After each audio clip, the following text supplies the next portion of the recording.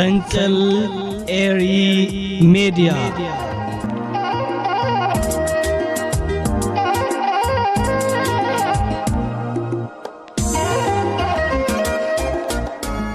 تخاطلتي مدبات فنجليري ميديا كما يتحضروا نلوم ربو عسران كلتين ميازيا بقدام يتحست مدبات قريبا لكو نمكتالكم بخبري عدم سناي مكتال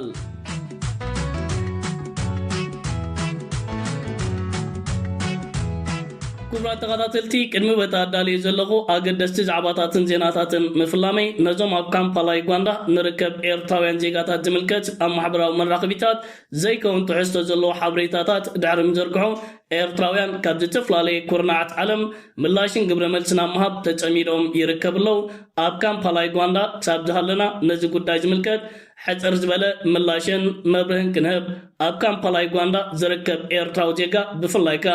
ኤርትራዊ መንሰይ ጻዕራምን ጅግናን ንፍዕኒው ካምፓላይ ጓንዳ ካብተን ብደረጃ ምብራቅ ኣፍሪካ ዘለዋ ርእሰ ከተማታት እታ ዝኸበደ ናብራ ዘለዋ ከተማያ ነዚ ዓበይቲ ብድሆታትን ማዕንቆታትን ተጻሪሩ ኤርትራዊ መንሰይ ኣብ ካምፓላይ ጓንዳ ዝርከብ ዓበይትን ናእሽቱን ትካላት ዶኪኑ ኣብ ስራዕን ጻዕርኒው ዝርከብ ዘሎ ዶኪንዎ ዝርከብ ዘሎ ከምዚ ዓይነት ስራሓት ንዜጋታት ናይ ጓንዳ ናይ ኤርትራ ናይ ኮንጎ ዓበይቲ ናይ ስራሕ ዕድላት ፈጢሩ ይርከብ ኣሎ ኤርትራዊ ዜጋ ኣብ ትምህርቲ ዝርከብ ዘሎ ናይ ቋንቋ ኣብ ናእሽቱ ኣብያተ ትምህርቲ ብኤርትራውያንን ዩጋንዳውያንን ዝተደኮነ ዝተፈላለዩ ናይ ሙያ ትምህርቲ እውን እናወሰደ ይርከብ ኣሎ ኣብ ዓበይቲ ዩኒቨርሲታት ናይ ጓንዳ ዓመታዊ ኣብ ዝግበር ናይ ምምረቕታ ስነ ስርዓት ብኣማይ ዝቁፀሩ ኤርትራውያን ዜጋታት ትምህርቶም ተኸታቲሎም እናተመረቁ ይርከብለው ኣብዘን ዓበይቲ ዩኒቨርሲታት ናይ ጓንዳ ኤርትራውያን ዜጋታት እቶም ዝለዓለ ነጥቢ ዘምጹን ብደረጃ ሃገራት ኣብ ዝግበር ውድድር ኩሉ ግዜ ቀዳሞት ኮይኖም ዕውታት ምስኮነዮም ኤርትራዊ ዜጋ ብፍላይ ከዓ መንሰይ ኣብ ካምፓላይ ጓንዳ ኣብ ከምዚ ዓይነት ናይ ጻዕርን ፈታቲው ተጸሚዱ ዝርከብ ዘሎ ነዚ ጅግና ኤርትራዊ መንሰይን ነዚ ጅግና ኤርትራዊ ዜጋ ብጻዕሩን ሓርኮትኮቱን ዝልለ ዘይከውን ሓበሬታታት ኣብ ማሕበራዊ መራኸቢታት ብምዝርጋሕ እሞኻ ኣብ መንጎት ህዝቢ ንዘሎ ርክባት ንምዝራቅ ዝግበር ፈተነታት ዘይቆበል ከም ዝኾነ ደጊምና ደጋጊምና ክነፍልጥ ንደሊ ገለገለ ካብ ብሱልጥረ ኣብ ጌጋ መንገዲ ዘሎ ዜጋ ክህልወና ይኽእል እዩ ነቲ ኣብ ጌጋ መንገዲ ዝርከብ ዘሎ ዜጋና ግን ብውሽጢ ይህን ምሄን ኢልና ተራዳዲና ሽግራቱ ክንፈትሖ እምበር ብሓደ ክልተ ሰባት ንዕኦም ከም ኣብነታት ብምምፃእ ነቲ ኣብዚ ዝርከብ ዘሎ ኤርትራዊ ዜጋ ኩልኩም ዓይነት እዩ ብምባል ዝቐርብ ዘሎ ከምዚ ዓይነት ትሕሶታት ኮነ ኢልካ ነቲ ኤርትራዊ ዜጋ ኣብ ጻዕሪ ዝርከብ ዘሎ ንድሕሪት ንምምላስ ኣብ መንጎ ስድራ ቤታት ቤተሰብ ሓዳር መብትታን ንምፍጣር ዝግበር ዘሎ ፈተነታት ስለ ዝኾነ ነፍሲ ወከፍ ኤርትራዊ ነዚ ጉዳይ ክነቕሓሉ ይግባእ ኣብ መወዳእታ ኣብ ካምፓላይ ጓንዳ ዝርከብ ኤርትራዊ ዜጋን መንሰይን ጻዕራም ኣብ ስራዕን ሓርኮትኮትን ኣብ ትምህርቲ እዩ ዝርከብ ዘሎ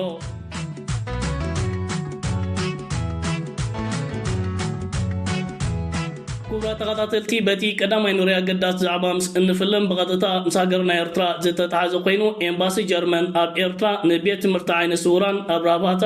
ኣገዳሲ ሓገዛት ከም ዝገበረ ኣብ ማሕበራዊ መራኸቢታት ኣብ ገጻ ትዊተር ሓበሬታታት ኣስፊሩ ይርከባሉ ንቤት ትምህርቲ ዓይነ ስውራን ኣብ ራባታ ሓገዛት ከም ዘበርከተ ብስእልታት ኣሰኒዩ ከምዚ ዓይነት ዜናታት ዘርጊሑ ዝርከብ ዘሎ ዝተፈላለዩ ኤምባሲታትን ወከልቲ ሃገራትን ትካላትን ኣብ ኤርትራና ዝርከብ ዘለው ነቲ መንግስትን ኤርትራ ዝገብሮ ዝተፈላለዩ ፕሮጀክታትን ስራሓትን ሓገዛቶም እናበርከቱ ይርከብለው ኤምባሲ ጀርመን ኣብ ኤርትራ ገይርዎ ዝርከብ ዘሎ ከምዚ ዓይነት ሓገዛት መቐፀልታናቱ ኮይኑ ዝርከብ ንኤምባሲ ጀርመን ኣብ ኤርትራ ገይርዎ ዝርከብ ዘሎ ከምዚ ዓይነት ሓገዛት ክነመስግኖ እንደሊ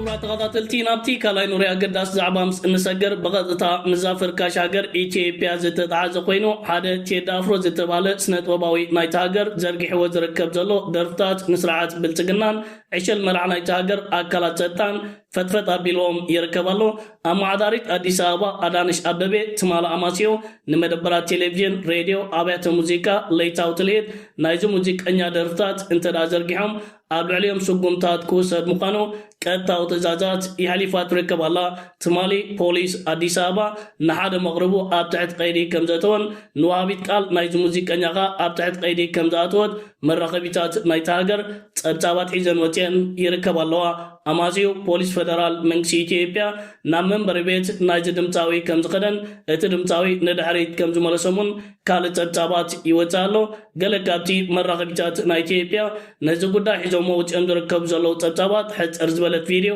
ናባኹም ከብላ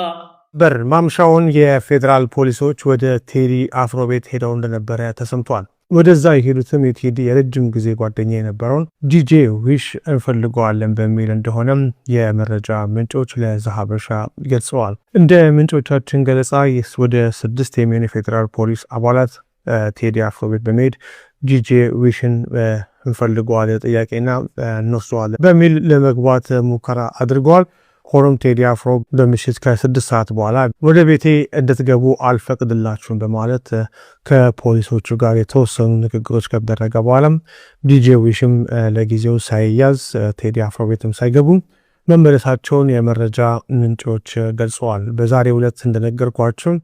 የቴዲ የልብ ጓደኛ የረጅም ጊዜ ጓደኛው ያሲን እንደዚሁም ደግሞ ምክትል ማናጀሯን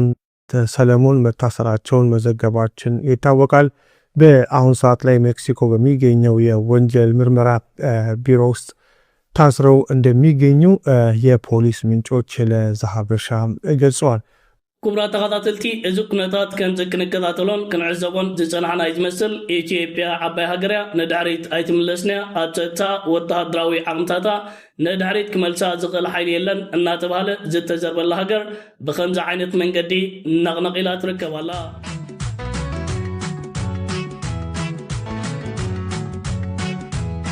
ክቡራት ተኸታተልቲ ናብ ሳልሳይ ንሪኦ ኣገዳሲ ዛዕባ ምስ እንሰገር ኣብ መንጎ ኮር ፕረዚደንት ኢሳያስ ኣፈወርቅን ፕረዚደንት ግብፂ ዓብደልፋታሕ አልሲሲ ርክባት ከም ዝተኻየደ መራኸቢታት ናይ ግብፂ ዜናን ጸብጻባትን ሒዘን ወፅአን ይርከባ ኣለዋ። ብመሰረት እዘን መራኸቢታት ሒዘን ወፅአን ዝርከባ ዘለዋ ዜናን ጸብጻባትን ፕረዚደንት ግብፂ ዓብደልፋታሕ አልሲሲ ናብ ኮር ፕረዚደንት ኢሳያስ ኣፈወርቂ ናይ ቴሌፎን ደውላት ብምክያድ ኣብ መንጎ ክልቲአን ሃገራት ንዘሎ ርክባት ንጸጥታ ውሕስነት ማያት ቀይሕ ባሕርን ዞባ ቀርኒ ኣፍሪካን ዝምልከት ኣብ መንጎ ኤርትራን ሶማልን ግብፅን ኣብ ከተማ ኣስመራ ዝተኸተመ ኪዳንን ስምማዕትን ብዓብይዎን ሱዳን ንምሕጋዝ ክግበር ዘለዎ ንጥፈታት ክልቲኦም መራሕቲ ሃገራት ከም ዝተሰማምዑን ከም ዝተረዳድኡን ንሶማል ዝምልከትካ ኣብቲ ሃገር ሽበራ ከይስዕረርን ሶማል ንሽበራ ክትቃለስ ክልቲአን ሃገራት ኣገዳሲ ሓገዛት ከበርክታ ከም ዝተረዳድኣን ከም ዝተሰማምዓን ኣብዚ ሓበሬታ ብሕፅር ዝበለ መንገዲ ተጸብጺቡን ተገሊጾን ይርከብ ኣሎ። ኣብዚ ሕጂ እዋን ኣብ መንጎ ኤርትራን ግብፅን ተፈጢሩ ዝርከብ ዘሎ ሕውነታውን ታሪካውን ዲፕሎማስያውን ዝምድናታት ናብ ቁጠባዊ ምትሕግጋዝን መዳይ ጸጥታን ተሰጋጊሩ ዝርከብ ዘሎ ላዕለዋይ ልኡኽ መንግስቲ ኤርትራ ናብ ካይሮ ግብፂ ዘቕንዐ ታሪካዊ ዝበሃል ስምምዓት ብምኽታም ናብ ሃገሩ ተመሊሱ ይርከብ ኣሎ። እዚ ኣብ መንጎ ኤርትራን ግብፅን ተኸቲሙ ዝርከብ ዘሎ ከምዚ ዓይነት ዓበይቲ ስምምዓትን መፈራምን መንግስቲ ግብፂ ነቲ ኣብ ኤርትራ ዘካይዶ ወፍርታትን ንመንግስቲ ኤርትራ ከበርክቶ ዝግባእ ዓበይቲ ሓገዛት ዘጠቓለለ እዩ። እዚ ትማሊ ተኻይዱ ዝርከብ ዘሎ ከምዚ ዓይነት ናይ ቴሌፎን ርክባትን ደወላትን ነቲ ኣብ መንጎ ክልቲአን ሃገራት ዘሎ ርክባት መመሊሱ ናብ ዝበረኸ ደረጃታት ዘዕቢ ኮይኑ ይርከብ። ኤርትራ ሃገርና ኣብ መዳይ ዲፕሎማሲ ኣብዚ ሒዝና ንርከብ ዘለና ዓመት 2026 መትሓዚ ተሳኢንዋ ዝርከብ ዘሎ ፖለቲካዊ መስሕብ ዞባ ቀርኒ ኣፍሪካን ማያት ቀይሕ ባሕርን ኣብ ከተማ ኣስመራን ዓዲ ሃሎን ኮይኑ ይርከብ።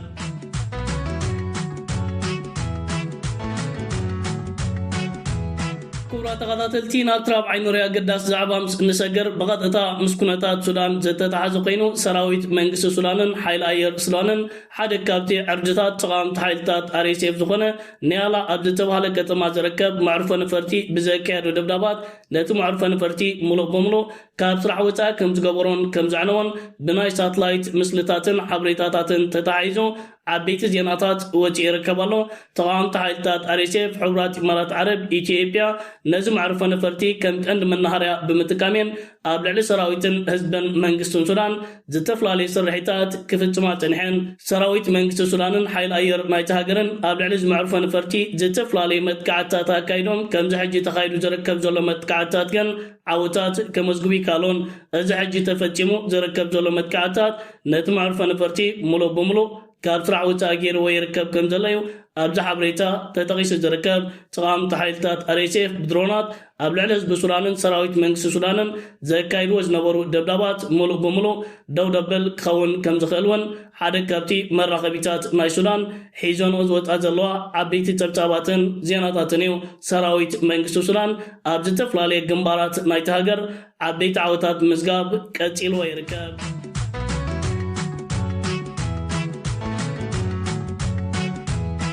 ተኸታተልቲ ናብቲ ሓምሻይ ንሪኣ ገዳስ ዛዕባ ምስ እንሰግር ወታደራዊ ኣዛዚ ስርዓት ብልፅግናን ዕሸል መራሒ ኢትዮጵያ ኣብይ ኣሕመድ ዝኾነ ብርሃኑ ጁላ ንላዕለዎት ወታደራውያን ኣዘዝቲ ናይቲ ሃገር ኣብ ዘካየዶ ርክባትን ኣኼባታትን ፅምዶን ኢትዮጵያን ምክልኻል ናይቲ ሃገርን ዓበይቲ ሓደጋታት ኮይኑ ይርከብ ከም ዘሎ ክናዘዝ ከም ዝተሰምዐ እሙናት ምንጭታትና ካብ ከተማ አዲስ አበባ ሓበሬታ ሂቦምና ይርከቡ ኣለው ካልኦት መራኸቢታት ናይ ኢትዮጵያ እውን ነዚ ጉዳይ ዝምልከት ዜናን ጨብጫባትን እናሰርሑ ይርከቡ ኣለው ብርሃኑ ጁላ ኣብዛ ኣካይድዎ ዝርከብ ዘሎ ከምዚ ዓይነት ርክባት ሻዕብያ ፅምዶ ብምባል ካብ ዓዲ ሃሎ ኣበጊስዎ ዝርከብ ዘሎ ሓደገኛ ተልእኾታት ንኢትዮጵያን ምክልኻል ናይቲ ሃገርን ኣብ ዓበይቲ ሓደጋታት ኣውዲቕዋ ይርከብ ከም ዘሎ ክልላት ትግራይ ኣምሓራ ከምኡውን ክልል ዓፋር ሓደ ካብቲ ሻዕብያ ፅምዶ ብምባል ንስርዓት ብልፅግናን ምክልኻል ናይቲ ሃገርን ኣብ ዓበይቲ ሓደጋታት ኣውዲቑሉ ዝርከብ ዘሎ ክፋላት ናይ ኢትዮጵያ ከም ዝኾነ ክዛረብ ተሰሚዑ ይርከብ ኣሎ ተፈጢሩ ዝርከብ ዘሎ ፅምዶን ርክባትን ንስርዓት ብልፅግና ነቕነቕ ኣቢልዎ ዝርከብ ዘሎ ክሳብ ከምዚኦም ላዕለዎት ወታደራውያን ኣዘዝቲ ናይቲ ሃገር ንትሕቲኦም ዝርከቡ ሰብ ስልጣናት ብምእካብ ኣብ ምዝራብን ኣብ ዓቕሊ ፅበትን ወዲቖም ይርከቡ ኣለው ተፈጢሩ ዝርከብ ዘሎ ፅምዶን ርክባትን ነቲ ስርዓት ብልፅግና ክፈጥሮ ዝኽእል ዝነበረ ዓበይቲ ሓደጋታት ዳርጋ ሙሉእ ብምሉእ ብዝበሃል መንገዲ ኣምኪንዎን ኣፍሽልዎን እዩ ዝርከብ ዘሎ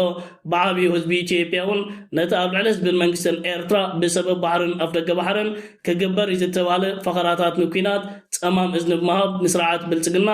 ዓበይቲ ፀፍዒትን ውርደትን ኣሰኪምዎ እዩ ብርሃኑ ጁላ መርኣያ ናይቲ ኣጋጢምዎ ዝርከብ ዘሎ ዓቕሊ ፅበትን ነውጥን እዩ ሻዕብያ ዘበገሶ ፅምዶ ንክልላት ኣምሓራ ክልል ትግራይን ክልል ዓፋርን ኣብ ዓበይቲ ሓደጋታት ከም ዘውደቐን እዚ ከዓ ንምክልኻል ናይቲ ሃገር ሓደ ካብቲ ዓበይቲ ብድሆታት ከም ዝኾነ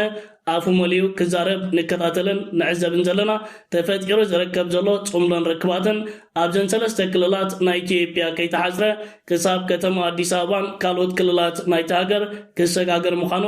ንብርሃኑ ጁላን ካልኦት ዓፈርቲ መሰልቱን መልእኽታትና ክነሕልፍ ንደሊ ፅምዶ ክሳብ ክንድዚ ዓበይቲ ኣስተዋፅኦታት እናገበረ ዝርከብ ፅምዶ ከም ዘላታ ትቐፅል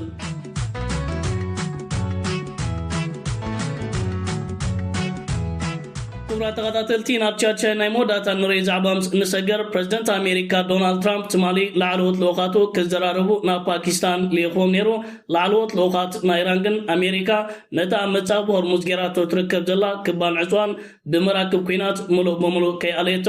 ምስ ኣሜሪካ ርክባትን ዘረባትን ከካይዱ ከም ዘይኮነ ብምሕባር ናብ ፓኪስታን ካብ ምምራሕ ሓንጊዶምን ተቆጢቦምን ይርከቡ ኣለው ናብ ፓኪስታን ዝኣተው ላዕለዎት ልኡኻት መንግስቲ ኣሜሪካ ድሮን ኣብቲ ሃገር ተመሊሶም ይርከቡ ፕሬዚደንት ኣሜሪካ ዶናልድ ትራምፕ እትሎም ዘበግዕ ምስ ኢራን ዝተኻየደ ስምምዕ ምኩራዝ ተኩሲ ንዝተናውሐ ግዜ ክቕፅል ምዃኑ እዚ ፕሬዚደንት ሓበሬታ ሂቡ ይርከብ ኣሎ ዶናልድ ትራምፕ ሂብዎ ዝርከብ ዘሎ ከምዚ ዓይነት ሓበሬታ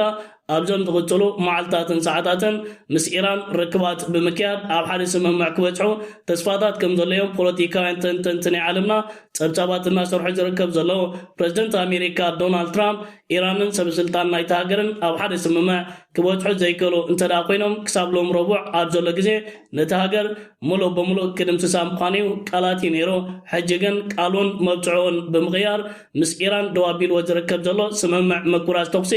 ንዝተናውሐ ግዜ ክቕፅል ምዃኑ ሓበሬታታት ሂቡ ይርከብ ክቡራት ተኸታተልቲ ፈንቅል ኤር ሚድያ ንሎማ ኣዳልዩ ዝነበርኩ ቀዳማይ ትሕዝቶ መደባት እዚ ክትከታተሉ ዝፀናዕኩም እዩ ዝመስል ነይሩ ኣብ ናይ ምሸት ብካልእ መደባት ክሳብ እንራኸብ ሰላም ወሰናይ ኣብ ዘለኹሞ ብሩኽ መዓልቲ ደቅረ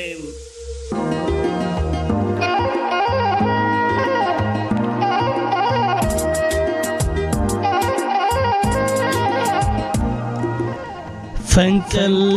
ኤሪ ሚድያ